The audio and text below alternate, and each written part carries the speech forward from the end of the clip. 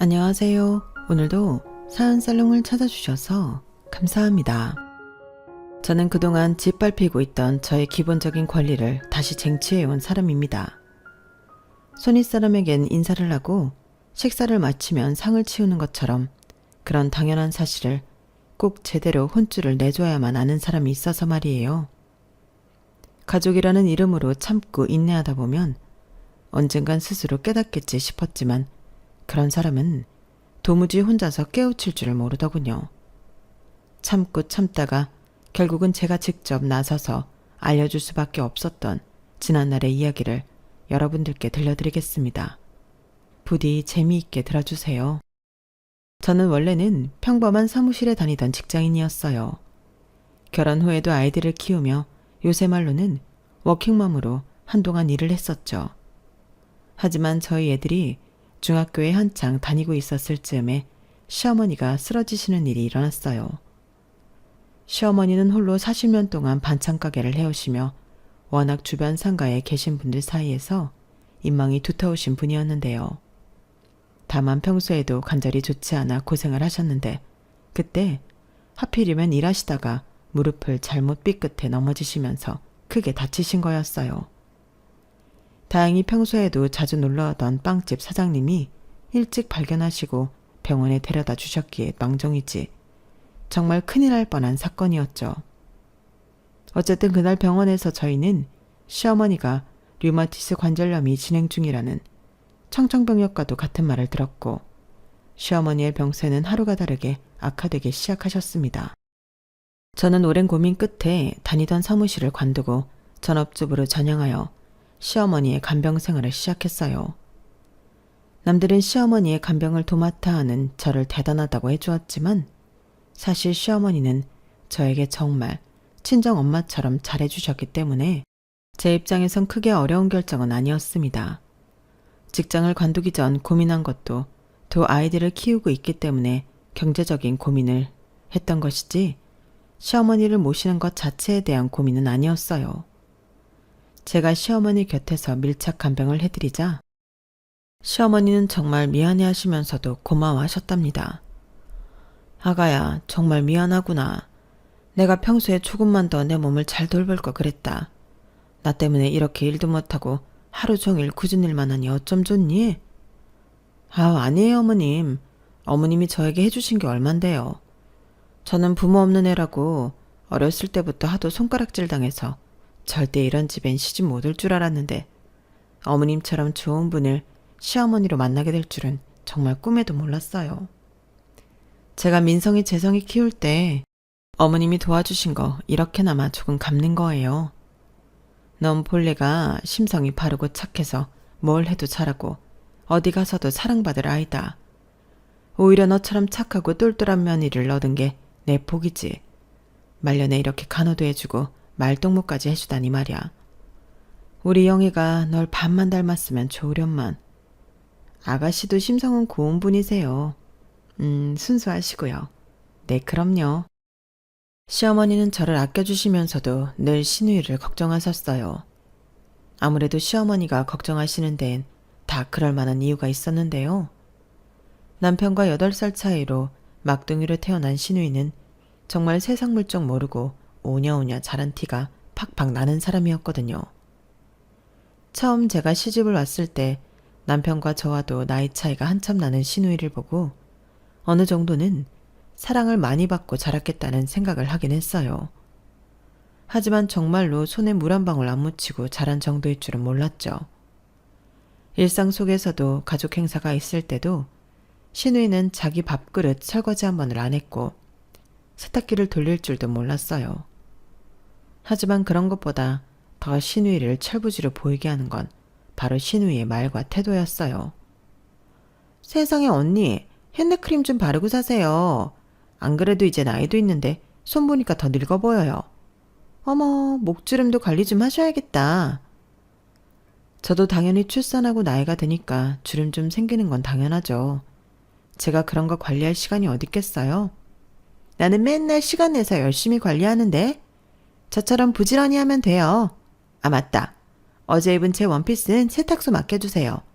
소매에 묻은 얼룩 좀 지워달라고 하고. 남을 평가하며 무례한 말들을 아무렇지도 않게 내뱉는 건 기본이고 자기 주변 사람은 누구라도 시녀 취급을 하며 불어댔거든요. 신우이는 자기 치장 열심히 하고 사는 것 외엔 아무것도 열심히 하지 않으면서 스스로가 자기 관리에 철저한 사람이라고 믿곤 했죠. 그래서였을까요? 나이 차이가 많이 났음에도 저희 부부와 신우이 부부는 거의 2년 차이로 결혼을 했어요. 어느 날 갑자기 아이가 생겼다며 세상이 무너지듯이 엉엉 울더니 애아빠가 호텔에서 결혼식을 치러주겠다고 하자 또 신이 나서 웨딩드레스를 보러 다니며 공주놀이에 심취하다가 시집을 가버렸죠. 신우이가 시집을 간 뒤로 시어머니는 안 그래도 잔소리를 쉽게 못하던 신우이에게 더더욱 쓴소리를 못하게 되셨고요.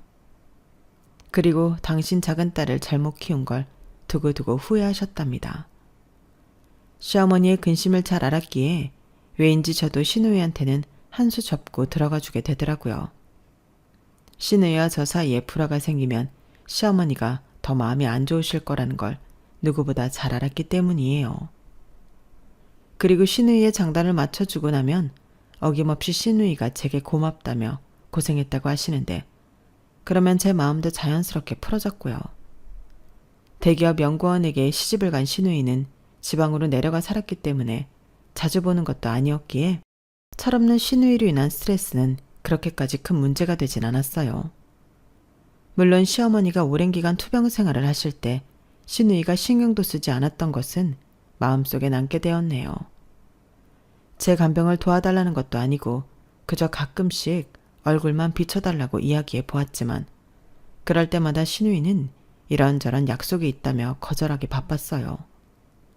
그렇게 시간은 흘렀고 시어머니는 건강 상태가 걷잡을 수 없을 만큼 좋지 않아졌을 때 당신의 마지막을 직감하셨는지 저에게 평생 꾸려왔던 가게를 남긴다는 말씀을 남겼습니다. 나 때문에 그간 바깥 일도 못하고 집에만 있느라 많이 답답했지? 이 가게는 네가 받고 처분해도 되고 아니면 네가 하고 싶은 장사를 해도 된다.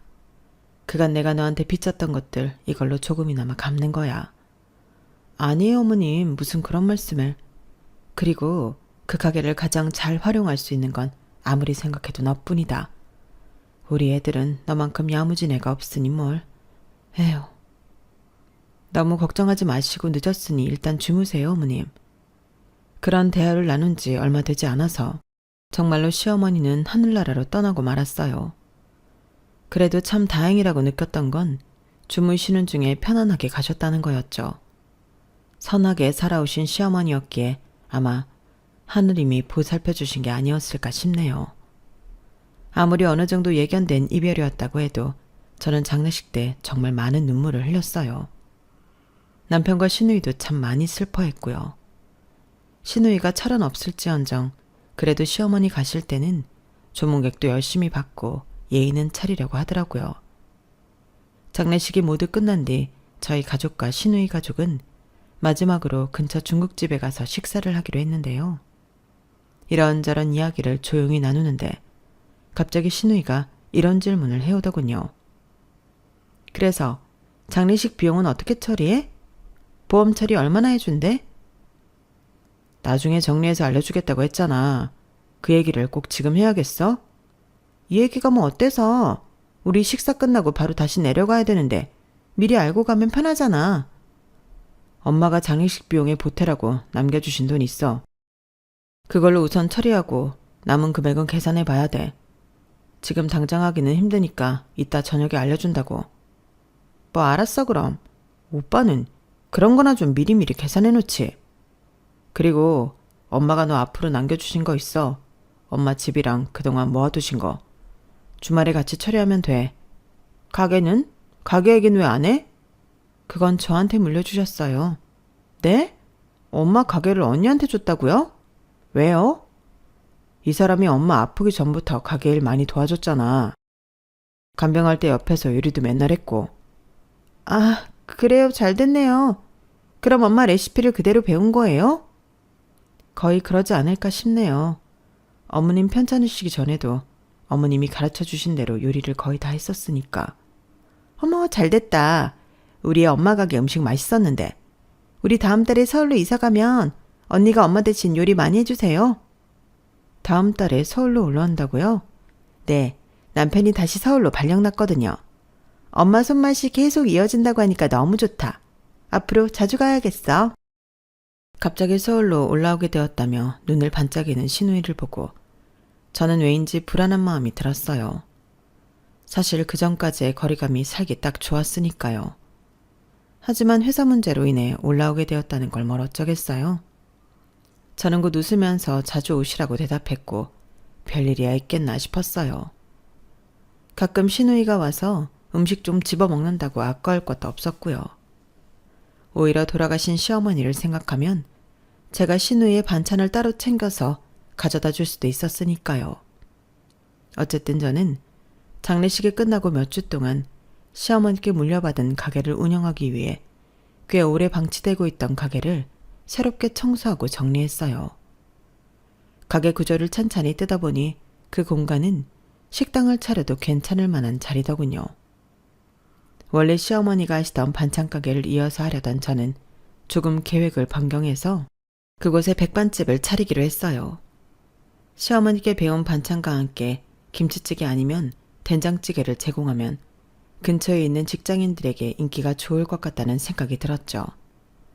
저는 몇 주 동안 고민하다가 김치찌개, 된장찌개, 제육볶음 단 3가지 메뉴만을 파는 백반집 식당으로 시어머니의 가게를 새롭게 오픈했답니다. 당시 막 정년퇴직을 했던 남편이 가게를 같이 운영하기로 했지만 요리를 못하니 배달이나 잡일을 도맡아 하기로 했고요. 그렇게 오픈한 저희 가게는 예상보다도 더 잘 운영이 됐습니다.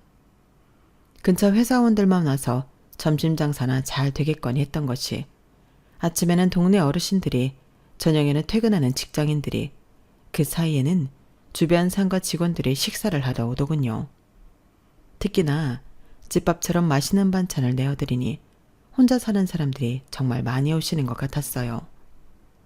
돌아가신 시어머니 보시기에 흐뭇할 거라는 생각이 드는 만큼 저는 가게가 잘 될수록 더 열심히 일을 했답니다. 그렇게 한 1, 2개월이 지난 뒤 서울로 이사를 마친 신우이가 저희 가게를 드나들기 시작했어요. 그리고 신우이는 묘하게 제 신경을 긁기 시작했죠. 신우이는 처음 왔을 때부터 가게 안을 무슨 부동산 보러 온 사람처럼 매 눈으로 꼼꼼히 살피면서 저한테 인사는 하는 둥 마는 둥 하더라고요. 이삿짐 정리는 다 끝났어요? 네, 여기 김치찌개랑 된장찌개도 같이 주세요. 제가 말을 걸든 말든 메뉴판만 보면서 대충 손짓으로 음식만 시키면서 말이에요. 저는 그 모습에 약간 기분이 상하긴 했지만 별로 티내진 않고 상을 차려줬어요. 신우이는 제가 반찬을 놓고 물병도 가져다주는 모습을 한마디도 안 하고 깐깐한 눈으로 쳐다보는데 저는 무슨 TV에 나오는 유명 셰프한테 심사라도 받는 줄 알았네요. 언니, 김치찌개가 너무 싱거운 거 아니에요? 고기를 이렇게 많이 주면 대체 뭐가 남아요? 어머님한테 배운 대로 한 거예요. 고기 그 정도도 안 나오면 손님들 누가 오겠어요. 라면 사리는 저렇게 그냥 쌓아두는 거예요? 사람들이 막 퍼가면 어떡하려고요? 여긴 거진 다 식사하러 오는 손님들이라서 라면 그렇게 많이 안 먹어요. 그리고 이것 때문에 여기 오는 손님이 얼마나 많은데요. 이거 그렇게 비싸지도 않고 손님들한테 퍼주기 좋아요. 수저는 개별 포장 같은 거 안 하세요? 이렇게 수저통에 전부 담아놓으면 개나 소나 다 손대는 거잖아요. 비위생적이게. 다른 식당이랑 별다를 거 없이 세팅하고 운영하는 건데도 신우이는 무리한 특집까지 잡으면서 이것저것 잔소리를 늘어놓았어요. 처음에는 신우이도 가게에 대한 애정이 있으니 좋은 마음으로 그러는 거겠지. 그렇게 좋게 생각하고 넘어가려고 했는데요. 한두 번 오고 말 줄 알았던 신우이는 그 뒤로도 몇 번이나 가게를 찾아오는 거예요. 그것도 올 때마다 5만 가지 잔소리를 장착하고서 말이죠. 그뿐만이 아니라 자기 친구들이나 주변 지인들을 전부 데리고 저희 가게를 찾아오곤 했어요. 그런 일이 여러 번 반복되니 마치 누구를 만날 때마다 저희 가게를 찾는 것만 같더군요. 언니, 지금 친구들 더 올 거거든요. 김치찌개 몇 개 부탁해요. 아이, 술이 다 떨어졌으면 그때그때 냉장고에 채워놔야지. 이 언니 참. 친구들이 더 온다고요? 자리가 없는데? 저녁 7시 이때쯤엔 사람 많은데 왜 이렇게 친구를 많이 불렀어요? 제가 저번에 밖에도 상 차려야 한다고 말씀드렸잖아요. 언니, 이 날씨에 밖에서 노상도 하고 그래야 손님들 더 많이 오지. 저희 가게는 술집이 아니고 밥집이라니까요. 언성 좀 너무 높이지 마세요. 사장님, 저희 라면 사리 좀 추가해 주세요. 손님, 라면 사리는 셀프예요. 식사비를 턱없이 적게 내는 건 기본이고 얼토당토하는 무리한 요구에 심지어 원래 있던 손님에게도 막대하는 둥 신우이는 말 그대로 진상 그 자체였죠. 특히 본인이 이 가게 주인이라고 생각하는 건지 가끔씩 자기가 사장인 듯 굴며 다른 손님들에게 불쾌감을 안겨줄 정도의 언행을 할 때면 저는 그 뒤에서 신우이의 언행을 수습하느라 진땀을 빼야 했어요. 라면 사리 제가 가져다 드릴게요. 너무 죄송해요.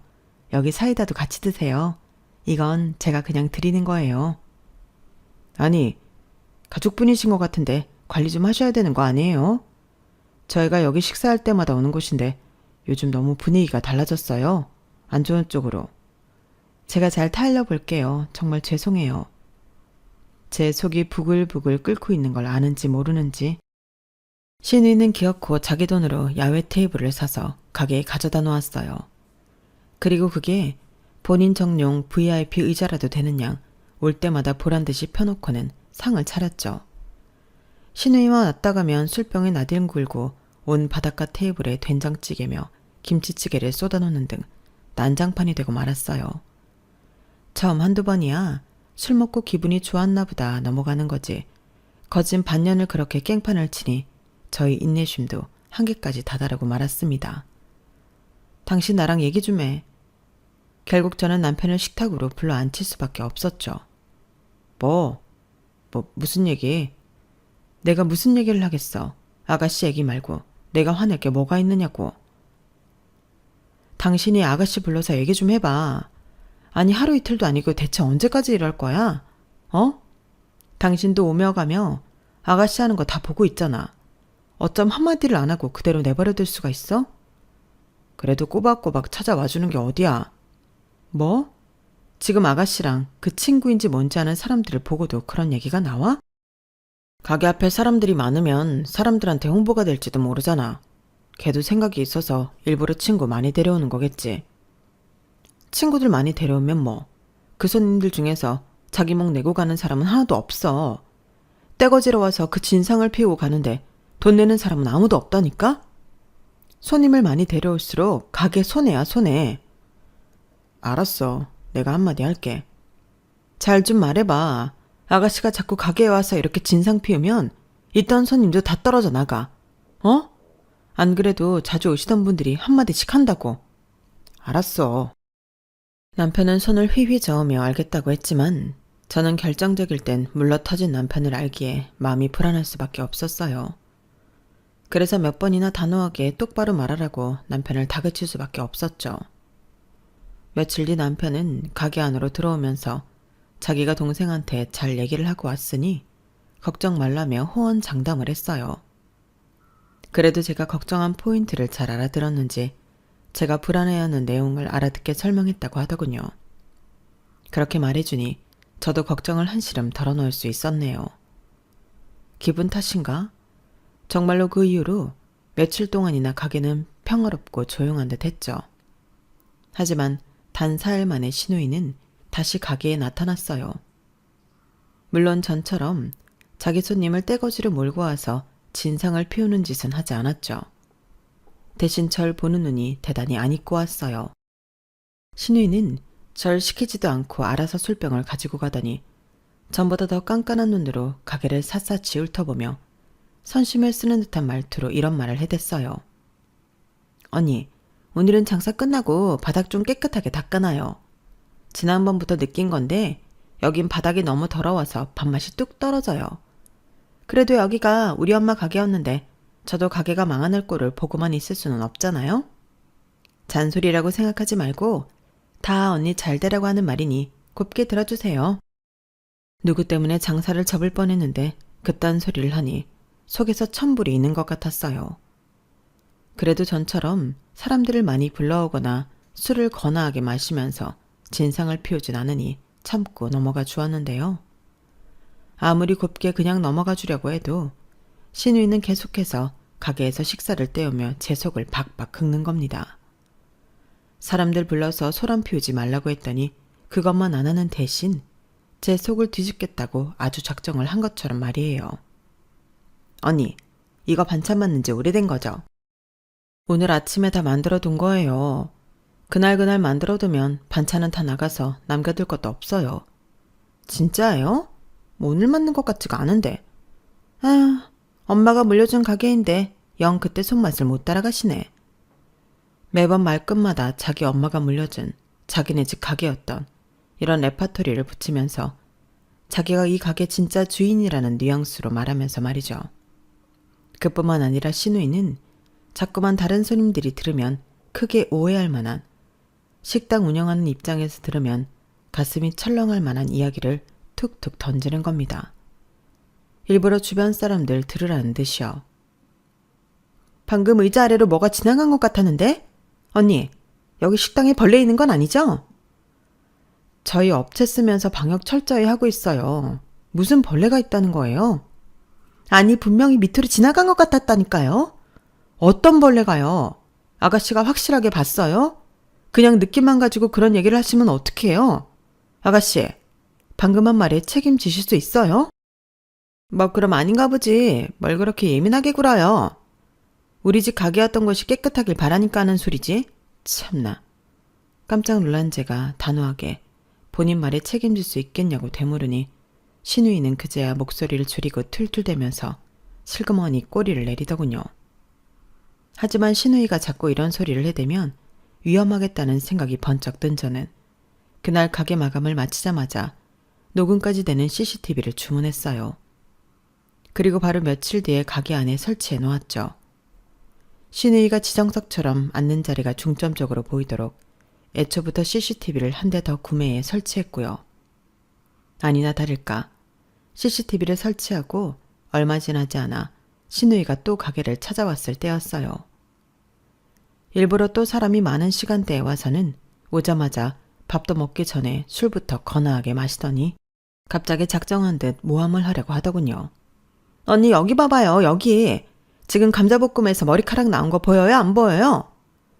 제가 찌개를 나르는데 난데없이 신우이가 날카로운 쇳소리로 소리를 지는 것이 그 시작이었죠. 저는 혹시나 하는 마음에 황급히 신우이 테이블로 가서 머리카락을 확인해 보았어요.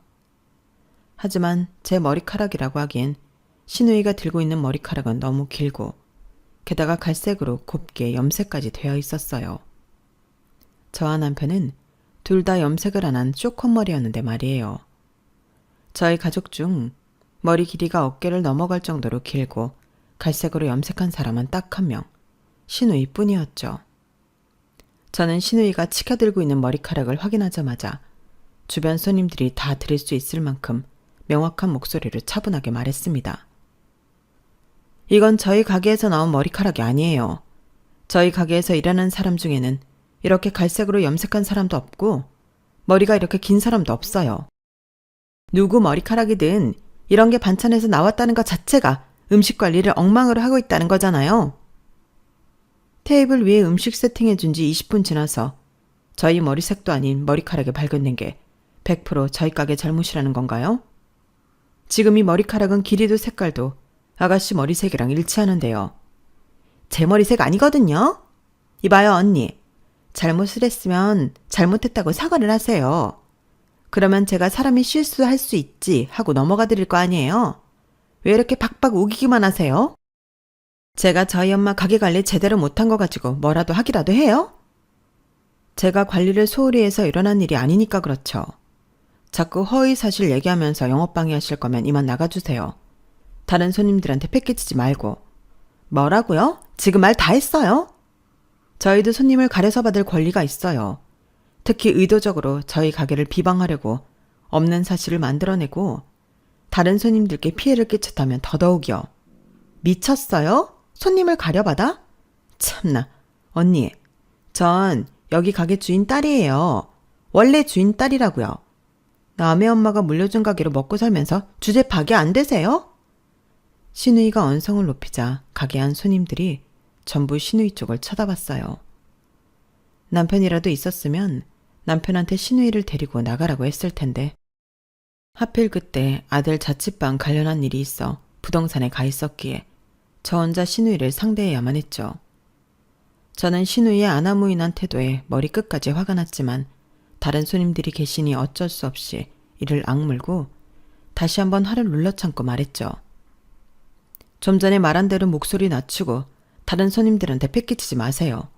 할 말 있으면 이따 나가서 저랑 따로 얘기해요. 제가 왜요? 제가 왜 언니 말을 들어야 하는데요? 이 가게 전체가 다 우리 집 재산인데 언니가 뭔데 이래라 저래라 하시냐고요. 그때 볼일을 마치고 가게로 돌아온 남편이 깜짝 놀라 헐레벌떡 신우이 쪽으로 다가왔어요. 타이밍이 좋았던 게 조금만 늦었으면 저도 이성을 잃고 선 넘는 말들을 쏟아낼 뻔했네요. 남편은 신우이를 그 자리에서 가게 밖으로 끌고 나갔고 저도 신우이의 가방과 외투를 챙겨서 가게 밖으로 따라 나갔어요. 신우이는 취해서 똑바로 서지도 못한 채 남편에게 짜증을 있는 대로 부리고 있더군요. 남편은 신우이를 억지로 똑바로 세운 다음 혼을 내기 시작했어요. 너 대체 왜 이러는 거야? 무슨 술을 허구한 날 처먹어? 그것도 우리 가게에 와서. 내가 저번에 분명히 말했지? 우리 가게에서 진상짓 좀 그만하라고. 어? 근데 고세를 못 참고 또 와서 이 난리를 부리냐? 대체 왜 이러는 거야? 우리 엄마 가게에 오지도 못해? 어이가 없네. 원래 이거 다 내 거였어야 하는 재산이잖아. 내 가게에서 내 마음대로 못할 게 뭐야? 뭐? 이게 취했다고 아무 말이면 안 뺐네? 야, 너 이딴 식으로 굴 거면 앞으로 가게 오지 마. 어? 다시는 오지 말라고. 남편도 신우이한테 학을 떼며 화를 냈고 저는 억지로 신우이 외투를 입히고 가방을 둘러매주며 말을 거들었어요. 여기가 왜 아가씨 가게예요? 여긴 어머님이 엄연히 저한테 물려주신 제 가게라고요. 억지 좀 그만 부리고 집에 들어가요. 그리고 진짜 다시는 오지 마세요. 그럼 정말로 엄마가 날 냅두고 언니한테 공짜로 그 가게를 물려줬겠어요? 당연히 언니를 일꾼으로 삼은 거죠. 주제 파악이 그렇게 안 되세요? 내가 이 가게 진짜 주인이라고. 깍듯이 모셔도 모자랄 판에 이게 뭐 하는 짓이야? 신우이의 선을 넘는 발언의 그 순간 저는 정말로 칼을 빼들어야 할 때가 왔음을 직감했습니다. 술 취한 신우이한테 칼춤을 쳐봐야 의미가 없겠다 싶은 저는 일단 남편에게 알아서 신우이를 수습하고 들어오라고 하고 가게 안으로 들어가 버렸어요. 남편은 낑낑거리며 신우이를 끌고 택시를 잡으러 갔고 저는 가게로 들어가 남은 장사를 마쳤죠. 가게를 마감한 뒤 저는 집으로 돌아가지 않고 가게에 남아 그동안 찍혔던 CCTV 영상을 전부 모았어요. 신우이가 자기 머리카락을 일부러 집어넣고 화면상 아무런 기척도 느끼지 않다가 갑자기 절 보고 벌레 있는 거 아니냐고 언성을 높이는 것까지 전부 수집했죠. 소리는 녹음되지 않았지만 예전 CCTV에 신우이가 지인들을 데려와 술판을 벌이고 계산 한 번을 안 하고 가는 것도 전부 다 모았어요. 마지막으로 그동안 신우이가 먹기만 하고 계산하지 않은 모든 장부 내역까지 정리했죠. 새벽까지 자료 정리를 마친 뒤 변호사 사무실까지 알아보고 있는데 남편이 가게 안으로 들어오더군요. 당신 여기 있었어? 한참 찾았네. 집에 먼저 들어가서 자고 있는 줄 알았건만. 잘 왔어. 여기 앉아. 영애 그거 내가 크게 한 소리 했어. 내가 내일 개술에서 깨면 또 뭐라고 할 거야. 당신 걱정하지 마. 내가 다시는 영애가 여기 발 못 딛게. 웃기지 마. 당신 못하는 거 알아. 앉아. 화 많이 났어? 내가 이때까지 참아준 건 돌아가신 어머님에 대한 마음 때문이었지. 이 판을 뒤집을 생각이었으면 진작에 뒤집고도 남았어. 그래도 내가 직접 나서면 가족끼리 관계가 최악으로 안 좋아질까봐 참은 거야. 당신이 제대로 중재해주길 바랐는데 그것도 못하고 번번이 실패만 하니 이젠 나도 한계야. 왜 그래 무섭게. 그래서 뭐 어떻게 하려고? 저는 대답 대신 모아두었던 신우이의 만행에 대한 증거를 남편에게 들이밀었어요. 남편은 그걸 살펴보더니 할 말을 잃었죠. 신우이가 대부분의 진상짓을 남편이 밖에 있을 때 했기 때문에 남편도 그 정도였을 줄은 몰랐던 것 같아요. 저는 단호한 목소리로 말했어요. 내일 당장 가게 앞에 걸어놓을 테니 그런 줄 알아. 이제부터는 무조건 법대로 할 거야. 당신 노선 똑바로 정해. 지금부터는 여태 그랬던 것처럼 애매하게 굴 거면 끼어들지도 마.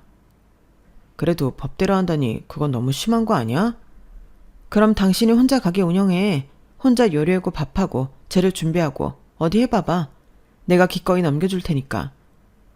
제 말에 남편은 아무 말도 못했어요. 남편도 제가 없으면 가게가 운영되지 않는단 걸 너무 잘 알고 있었거든요.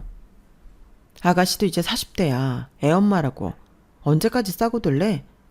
당신이 막내라고 으냐으냐 봐주는 건 그렇다 쳐도 더 이상 내 가게에 일방적으로 피해 끼치는 거 나 못 봐줘. 나 막지 마. 그래 알았어. 막지 않을게. 나도 솔직히 이렇게까지 당신이 피해보고 있는 줄은 몰랐어. 당신이 하고 싶은 대로 해. 내가 그동안 우유부단하게 굴어서 미안해. 남편은 마른 세수를 하며 알겠다고 제 편이 되어주겠다고 했죠. 남편의 진심이 담긴 사과에 전 마음이 조금 괜찮아졌네요. 저는 그날 아예 한숨도 자지 않고 바로 변호사 사무실에서 상담도 받고 가게 오픈 준비를 마치자마자 문 앞에 CCTV 사진과 함께 외상 장부를 매달아 놓았어요. 그리고 그 옆엔 매장 안 영업 방해 행위, 허위사실 유포 등 문제행동 시 경찰 부르겠음 이라는 문구를 대문짝만하게 붙여놓았죠. 그리고 이번 달 안으로 밀린 외상비 전부 갚지 않으면 무조건 법적으로 처리하겠다는 말도 함께 붙여놓았어요. 그날 점심 장사가 끝나고 살짝 한가해졌을 때 신우이가 가게로 들어오더군요. 얼굴은 팅팅 부은 채로 가게 앞에 자기 사진을 왜 걸어놓았냐고 짜증을 내면서요. 저는 눈 하나 깜짝 안 하고 말했죠. 보면 몰라요? 진상 손님으로부터 제 가게를 지키려는 거잖아요. 지금 나더러 진상 손님이라는 거예요? 네, 정확히는 아가씨만 진상 손님이세요. 왜 오셨어요? 외상비 갚으러 왔어요? 해장하러 왔지 그럼. 뭐요? 외상비? 네, 식당에서 밥을 먹었으면 밥값을 내야죠. 그동안 밀린 외상비 이번 달 안으로 갚으라고 써붙인 거 못 봤어요? 내가 왜 돈을 내야 돼요? 그동안 제가 먹은 거 일일이 다 계산하고 있었어요? 외상비 안 내실 거면 나가요. 진산 손님한테는 밥 안 팝니다. 지금 우리 엄마 가게에서 나한테 돈을 받겠다는 거예요? 외상값 갚을 거 아니면 나가세요. 안 그럼 영업방해죄로 지금 바로 경찰 부를 거예요? 그동안 모아두었던 증거가 차고 넘쳐서 경찰 오면 바로 잡혀 들어가시겠네. 신우이는 얼굴이 벌개져서 아무 말도 못하고 입만 뻐끔거렸어요. 저는 그런 신우이를 무시하고 계속 하던 일만 했죠. 잠시 뒤 씩씩거리던 신우이는 문을 박차고 나가더군요. 그렇게 문을 박차고 나갔던 신우이는 정확히 3일 만에 다시 저희 가게로 들어왔어요. 한 손에는 제가 보낸 소장을 든 채로요. 언니, 이게 뭐예요? 네? 이게 다 뭐냐고요? 뭐긴요, 몇 번을 말해요. 이거 다 아가씨가 먹은 밥값이에요. 이달 안에 갚으세요. 뭐라고요? 이 돈을 제가 어떻게 다? 오늘이 27일인데 이달까지라뇨. 그럼 법대로 하는 거고요. 여지껏 아가씨랑 아가씨 친구들이 돈도 안 내고 먹은 밥값이랑 아가씨가 식당 안에서 영업 방해했던 증거들 다 가지고 피해 보상도 받아야겠네요. 여기 우리 엄마 가게인 거 잊었어요? 네, 그래요. 법원에서도 어디 그렇게 말해보세요. 신우이는 또 한 번 아무 말도 못하고 얼굴만 벌개져서 어쩔 줄 몰라 했어요. 저는 그저 돌부처처럼 제가 할 일만 묵묵히 했죠. 외상비가 1,000만인 단위였으니 3일 만에 어디서 구해오기가 난감하긴 했을 겁니다. 제가 그런 신우이를 보며 그러게 남의 가게에서 마음대로 술을 괴짝으로 마시기 전에 정신을 차리지 그랬어요. 하고 한마디를 툭 던지자 신우이는 절 죽일 듯이 노려보고는 문을 박차고 나가더라고요. 그 모습을 보니 마음이 통쾌하긴 했네요. 근 1년 동안 갑갑했던 마음이 뻥 뚫린 듯이요. 다음 날 저녁 신우이는 도저히 방법이 없었는지 저희 집으로 찾아왔어요. 이번에는 제 남편을 현관으로 불러내 있는 힘껏 징징대기 시작하더군요. 눈물까지 쥐어 짜내면서요. 하지만 저희 남편은 생전 처음 보는 단호한 모습으로 신우이의 말을 딱 잘라버렸어요. 그러게 누가 그렇게 술을 괴짝으로 처먹으래. 네가 나이가 몇 갠데 술 처먹고 진상짓만 하고 다니냐? 내가 커버해주려고 해도 떡하니 증거가 넘쳐나는데 그걸 무슨 수로 막아줘? 내가 신이냐? 오빠 와이프잖아. 언니가 나 못 괴롭히게 오빠가 말리라고. 내 와이프니까 내가 더 할 말이 없지. 내 와이프를 내가 어떻게 이겨? 그리고 네가 요만큼이라도 핑계거리가 있어야 말이라도 해보지. 네가 여태까지 요만큼의 여지도 없이 일방적으로 진상짓을 해왔잖냐. 고로 난 아무것도 못해줘. 가라. 남편은 신우이를 그대로 문 밖으로 밀쳐낸 뒤 깔끔하게 문을 닫고 들어와 버렸어요. 신우이가 문 밖에서 짜증을 부리든 말든 저희 부부는 하나도 신경 쓰지 않고 태연하게 잘 준비만 했네요. 그러자 다음날 아침 가게를 오픈하기도 전에 신우이가 저를 찾아왔어요. 돈 들고 왔어요? 제가 신우이 쪽은 쳐다도 안 보고 물어보자 신우이는 대답도 못하고 입술만 물어뜯다가 갑자기 제 앞에 무릎을 꿇더군요. 순간 저도 조금 당황하긴 했지만 이내 태연하게 행동했습니다. 이 정도로 호락호락하게 넘어갈 줄 일이었다면 처음부터 변호사 사무실은 찾아가지도 않았을 거라고 속으로 되뇌이면서요. 뭐 하는 거예요? 무릎 안 꿇어도 돼요. 밀린 외상비나 가져오시라고요. 알았어요. 언니가 이겼어요. 제가 죄송해요. 그니까 그 외상비 타령 좀 그만 좀 하시면 안 돼요? 그거 진짜 갚으라고 하는 소리 아니죠? 진짜 갚으라고 하는 소리가 아닌데 소장까지 적었겠어요? 그거 변호사 사무실 가서 적는 것도 다 비용 들어요, 아가씨. 저 장난하는 거 아니에요. 돈 가져온 거 아니면 이만 나가세요. 사과할 기회는 그 전에 이미 충분히 드렸고 그거 전부 본인이 걷어찼던 건 아가씨예요. 이제 본인 행동에 책임을 지세요. 아니, 어떻게 이렇게 매정해요? 제가 잘못했다니까요. 잘못했다는 말로 그 빚이 다 없어져요? 무슨 논리가 그래요? 저 진짜 돈 없어요. 언니가 소장 보낸 거 남편이 다 봐버렸다고요. 가뜩이나 남편이 카드도 다 막아버려서 돈 없는데 여기서 밥도 못 먹으면 전 어떻게 살아요? 그걸 왜 제가 봐줘야 하는데요? 일을 하세요, 일을. 일해서 돈 벌어서 밥도 드시고 외상비도 갚으세요. 제가 이 나이에 할 줄 아는 게 뭐가 있다고 어디 가서 일을 구해요. 신우는 결국 닭똥 같은 눈물을 뚝뚝 흘리며 신세 한탄을 하기 시작했어요. 본인 자존심에 스스로의 치부를 드러내는 소리를 하기 죽도록 싫었을 텐데 정말 어쩔 수 없는지 줄줄이 자기 사정을 이야기하더군요. 신우이는 지방에서 살 때부터 자기 친구들이랑 술 먹는 걸 너무 좋아해서 한 달에 술값만 200~300만 원을 쓸 정도로 놀기만 했다고 해요. 그게 싫었던 신우이의 남편이 신우이 가족이 있는 서울로 올라오면 행동이 바뀔까 하고 서울로 직장을 옮긴 것이었는데요. 하지만 서울로 올라와도 신우이의 술버릇이 고쳐지지 않자 카드를 다 막아버리고 용돈도 주지 않았다고 합니다. 돈은 없지만 술자리를 끊을 수 없었던 신우이는 제 가게에 맨날 찾아와서 공짜 밥과 술을 얻어먹은 거였고요. 제가 보낸 소장을 본 신우이의 남편은 알아서 이 문제를 해결하지 않으면 이혼도 불사하겠다며 불같이 화를 냈다고 해요. 어떻게든 위기를 모면해야만 했던 신우이가 생각해낸 유일한 방법이 저를 찾아와 무릎까지 꿇으면서 싹싹 비는 것이었던 거고요. 신우이의 이야기를 들으니 신우이의 인성과 상관없이 그냥 처지가 딱하다는 생각이 들더군요. 물론 저야 어려서부터 일을 하고 성실하게 살아야 했던 사람이니 그게 몸에 익혀진 거지 신우이는 평생 오냐오냐 이쁨만 받고 자라서 스스로를 책임지는 방법을 전혀 모르는 것 같았거든요. 저는 가만히 생각을 하다가 신우이한테 이런 제안을 했습니다. 그럼 저희 가게에서 일하세요. 매일 저랑 똑같이 일하고 아가씨 월급 중 일부는 제가 알코올 의존센터 치료비로 먼저 결제해버릴 거예요. 그러니 거기 가서 꾸준히 상담도 받으세요. 상담비를 제외한 금액도 반은 외상비를 갖고 반만 드릴 거예요. 이 조건으로 일하시겠어요? 여기서요? 나 요리 못하는데? 그럼 이혼 당하시든가요. 외상비도 알아서 갚으시고. 알았어요 그럼.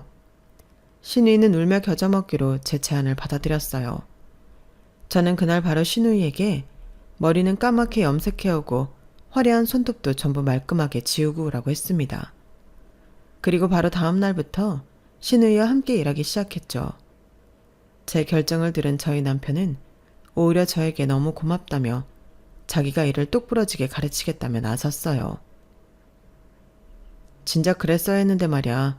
내가 영역 오고 이제 배달도 시켜먹고 재료 손질도 전부 시켜야겠어. 당신은 걱정하지 마. 내가 다 알아서 할게. 당신도 재료 손질 잘 못하면서 누굴 가르쳐? 오버하지 말고 얌전히 있어. 당신이 영의 사람 만들어주니까 고마워서 그렇지. 너스레를 떨던 남편은 의외로 정말 신우이를 철저하게 관리 감독했어요. 신우이가 요리는 물론이고 서빙도 제대로 못하자 끊임없이 잔소리를 하며 조금이라도 나태해지지 않게 했죠.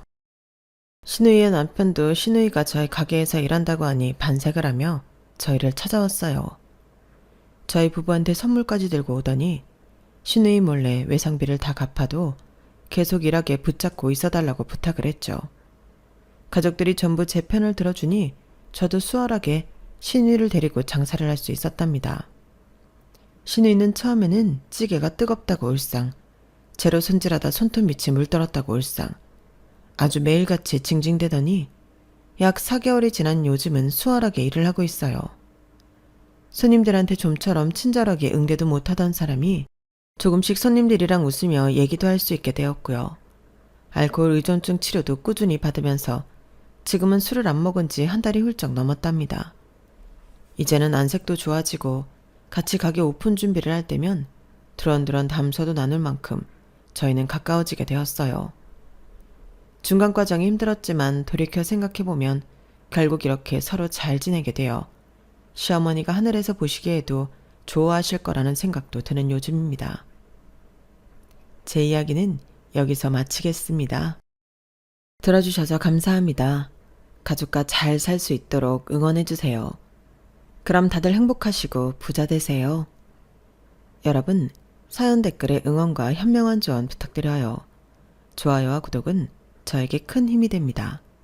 오늘도 좋은 일 가득하세요.